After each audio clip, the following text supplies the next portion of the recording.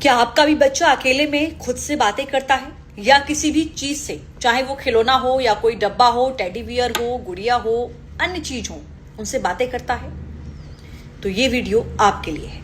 ये वीडियो आपको सावधान भी करता है और आपको ये बताता भी है कि क्या आपके बच्चे की ये एक्टिविटी आपके लिए चिंता का विषय होना चाहिए या नहीं। दरअसल देखिए, अक्सर आपने देखा होगा कि बच्चों की ये आदत होती है कि बच्चे जब अकेले बैठते हैं किसी खिलौने के साथ या फिर किसी ऐसी चीज के साथ जो उनको बहुत प्रिय है, वो उससे बातें करने लगते हैं। यानी कि बच्चे एक काल्पनिक दोस्त बना लेते हैं। एक रिसर्च इस पर सामने आई है जिसमें बहुत चौंकाने वाला खुलासा हुआ है और यह बताया गया है कि यह संख्या कोई एक दो नहीं है, बल्कि 65% बच्चे ऐसे हैं जो अपने जीवन में काल्पनिक दोस्त बनाते हैं। टेडी बियर हो, आदर्श इंसान हो, किसी के लिए टमाटर का डब्बा ही क्यों ना हो, कोई गुड़िया हो, बच्चे इनसे बातें करते हैं। हालांकि आपको अजीब लग सकता है, लेकिन बच्चों के लिए ये कोई अजीब वाली बात नहीं है। ये उनके लिए उनका एक फेवरेट दोस्त होता है। अब सवाल ये है कि क्या ये बच्चों के लिए अच्छा होता है या बुरा होता है, क्योंकि बच्चों की ना एक काल्पनिक दुनिया होती है। लेकिन बच्चों का जो इनसे रिलेशन होता है, चाहे वो डब्बे को ही एक दोस्त बना लें, वो उनके साथ सुरक्षित महसूस करते हैं। वो बिना किसी डर के उनसे अपनी बातें कर लेते हैं, अपने मन का भाव उनके साथ साझा कर लेते हैं। लेकिन ये बच्चों की जो उम्र होती है वो 4 से 7 साल के बीच के बच्चे ऐसा ज्यादा करते हैं। अगर आपका बच्चा इस उम्र को, एज को पार कर चुका है, बड़ा हो चुका है, फिर भी वो ऐसा कर रहा है, तो आपको उस पर ध्यान देने की जरूरत है। खासकर तब भी अब सवाल ये उठता है कि क्या चिंता का विषय है? कई मायनों में चिंता का विषय नहीं है, लेकिन कई मायनों में चिंता का विषय ये है भी।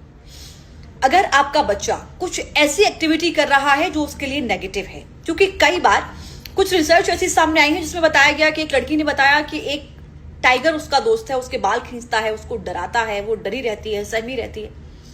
ये सिर्फ इमेजिन है, सिर्फ उसने अपने आप में एक काल्पनिक दोस्त बना लिया जो उसे डरा रहा है।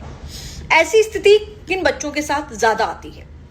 जो बच्चे बचपन में किसी शोषण का शिकार हुए होते हैं, या फिर जो बच्चे खुद में बहुत ज्यादा अकेलापन महसूस कर रहे होते हैं, जिनको एक सामने वाले की जरूरत होती है बात करने की, अपने भाव बताने की, तो वो अपनी एक काल्पनिक दुनिया बना लेते हैं और वो उसी में उलझे रहते हैं। उनको लगता है कि नहीं, यही मेरा है। ऐसे में अगर आपका बच्चा कुछ अच्छी एक्टिविटी कर रहा है, अपनी मन की बात कह रहा है, उसको आप वॉच जरूर कीजिए, उस पर ध्यान जरूर दीजिए। अगर आपको लगता है कि आपके बच्चे की एक्टिविटी कुछ गलत हो रही है, तो आपको उसको समय देने की जरूरत है, उसको समझाने की जरूरत है, आपको उस जोन से उसको बाहर निकालने की जरूरत है। इस वीडियो को शेयर जरूर कीजिएगा, जो कि रिसर्च ऐसे माँ बाप के बहुत काम की है जिनके बच्चे छोटे हैं और खासकर जो बच्चे अकेले में खुद से बातें करते रहते हैं। वीडियो शेयर जरूर कीजिए।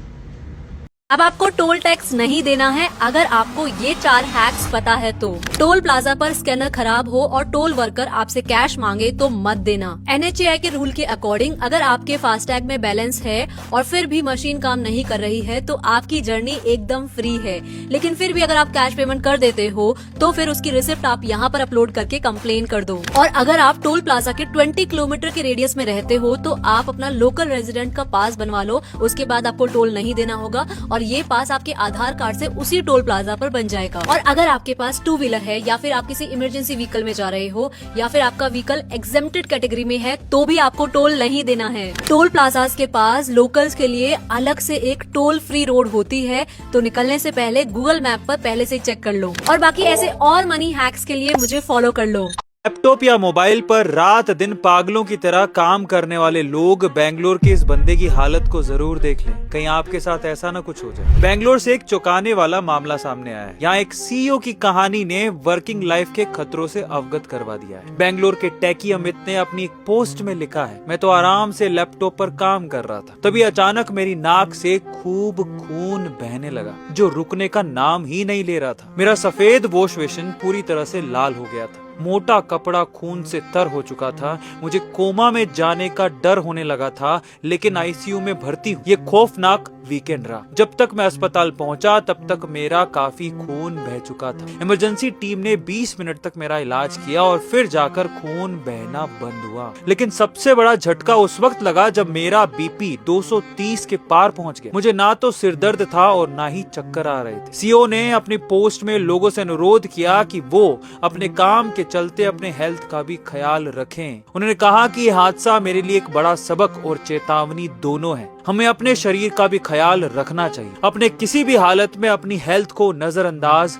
नहीं करना चाहिए। आज का लाइफस्टाइल ही ऐसा कुछ हो गया, लोग मोबाइलों में और लैपटॉप में लगे रहते हैं, अपना हेल्थ का ध्यान तक नहीं रखते। इसीलिए मैं आपसे कहूंगा कि रुकिए, थमिए, थोड़ा वक्त अपने आप को दीजिए, मॉर्निंग वॉक पे जाइए, थोड़ा एक्सरसाइज कीजिए और अच्छा हेल्दी खाइए। हम लोग पेट भरने के चक्कर में कुछ भी कचरा खा रहे हैं, उसकी वजह से भी ये प्रॉब्लम हो रही है। थोड़ा मोबाइल से भी दूरी बना के रखिए, ये सब करिए। अदरवाइज जिन पैसों के चक्कर में आप भाग रहे हैं वो सारे पैसे आपकी हेल्थ को रिकवर करने में खर्च हो जाएंगे। ध्यान रखिए, शेयर करिए। मिलता है।